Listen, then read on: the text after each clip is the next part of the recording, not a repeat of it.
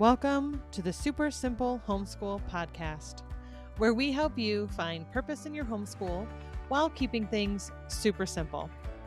I'm your host, Jenny Hedrick, and today we are going to talk about rhythms. Rhythms and routines can help simplify your homeschool, especially when you know their purpose. This episode is going to be split into two parts.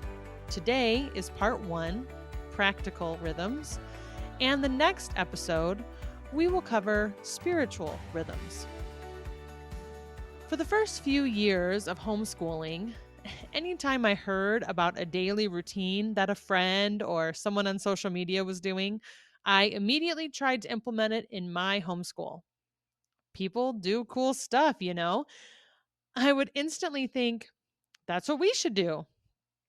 I found myself constantly changing our routine in search of the elusive best way to homeschool.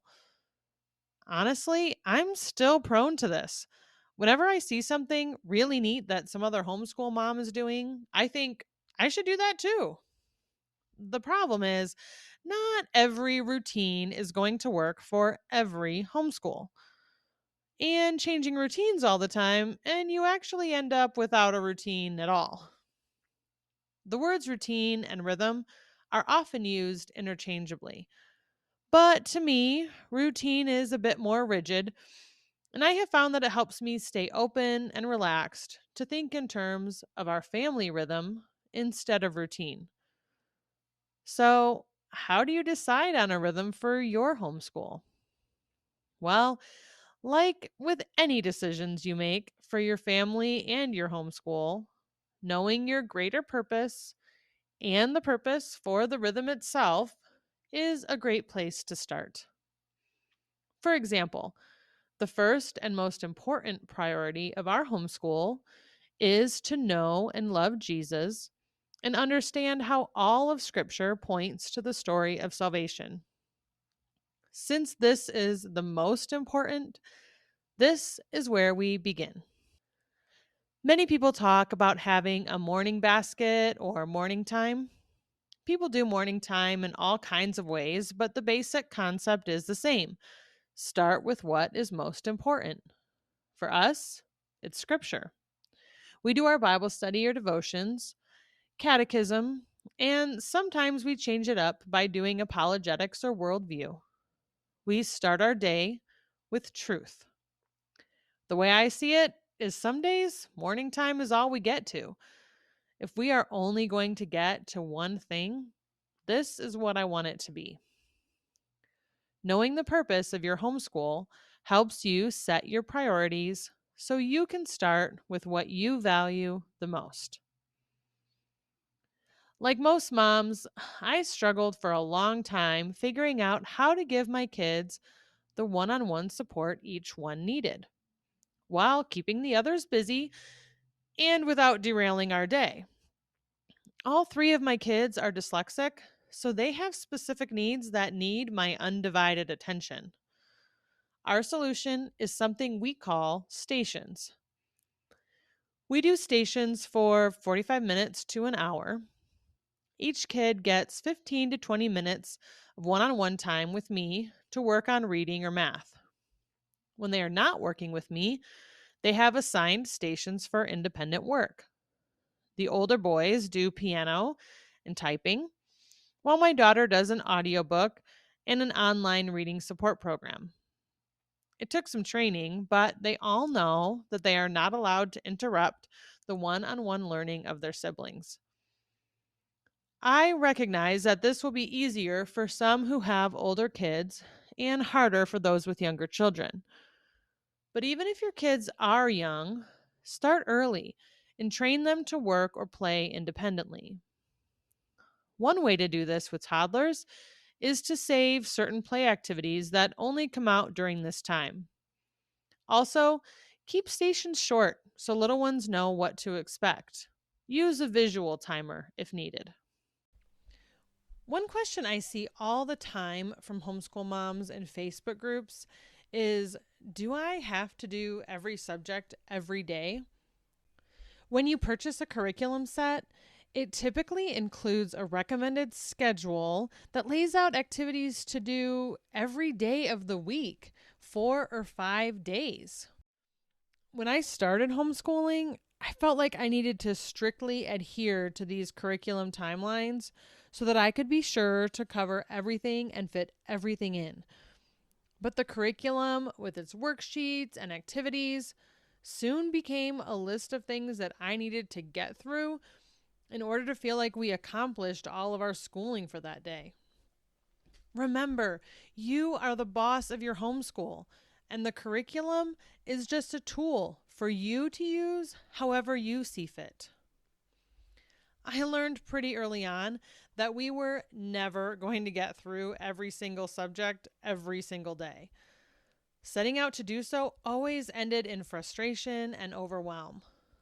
Instead, we usually loop through a set of subjects to be sure that we do cover everything without having to do too much in one day. After morning time and stations, we typically only do one other subject, sometimes two if the content is short. I've also seen families do seasonal subjects.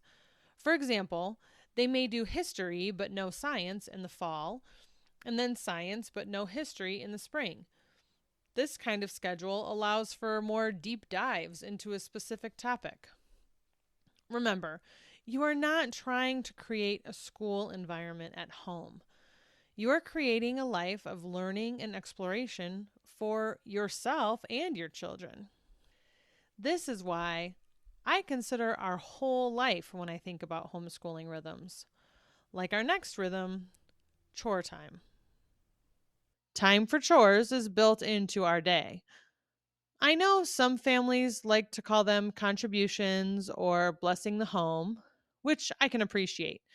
But let's be real, it's both a blessing and a chore to maintain a household. It's okay for something to be both. I mean, I am so blessed by good food in our bellies and a warm, safe home to live in.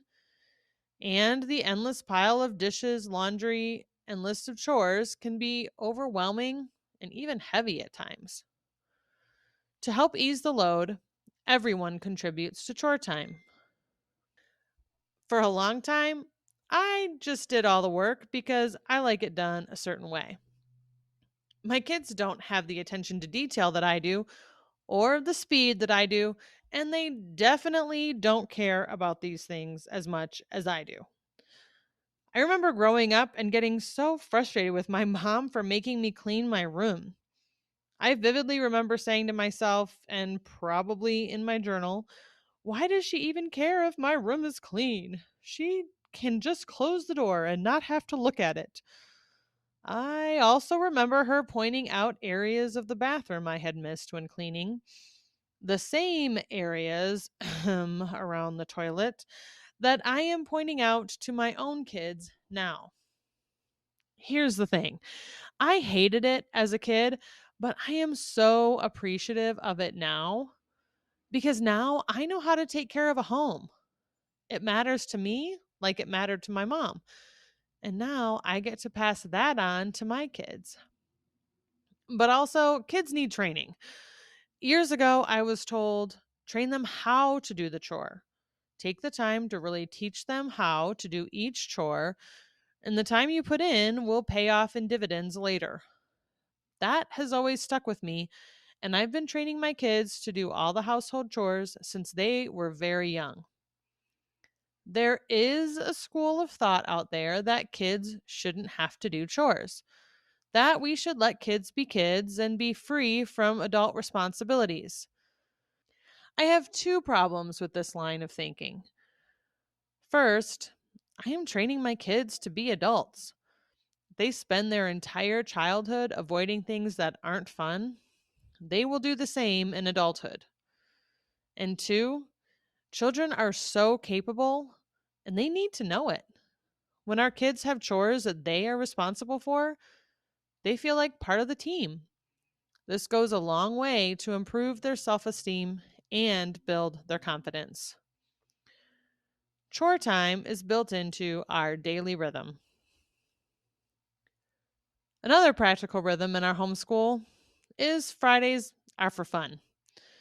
This looks differently throughout the year. Sometimes it means we learn how to do something new. Sometimes we spend time with friends or go hiking. And sometimes we stay home and play games. The point is, Fridays are open for us to spend time doing something other than our usual school day. Speaking of our usual school day, another rhythm that helps me to simplify is letting go of a school year mindset. This one is hard as it is so ingrained in our culture. But the beauty of homeschooling is that education happens every day, all year long. If you stop thinking about homeschooling as school time and instead consider education and learning as the goals, you will quickly see how just about everything you do in your life contributes to this. Yes, we do curriculum and intentional school activities, but as I look at the purpose of my homeschool, I can measure by much more than bookwork. This allows me to focus on different priorities for different seasons. For example, August through October and January through March tend to be very productive months for focused work and traditional school subjects. April through July are often spent enjoying lots of time in nature, hanging out at the park with friends, camping, hiking, working on outside projects at home, tending to our animals and garden, and learning valuable life skills.